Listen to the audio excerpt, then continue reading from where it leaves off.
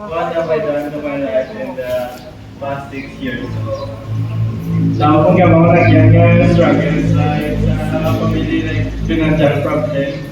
So nagyan na naman. So hindi naman guro ako nakagis na sa inyo ay nagyan yun naman guro nga problema like mga mga problema pero kaya naman napason ka gagawin man natin may iatag sigat nga problema nga dita kaya malabasan.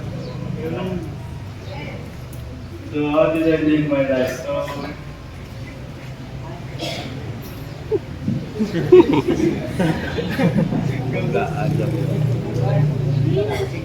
Nah, so Nah, yun sa likod.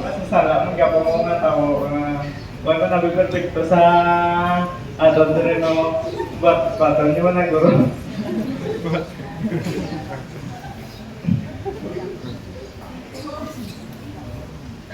Number 3 is what do I really want with my life? So, siyempre, pamilya ko ang kaganggan kay balang ko sila ginang makabulig sa akon sa panahon niya, kung dihin niya, down niya na balang mo kung sino gilang mga tao na makabulig sa mo.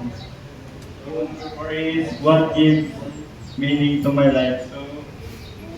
So ang life sa kaboy ko isang meanings na siyempre God Japon kay balang ko akong diin na nagali ng kabuhi ko.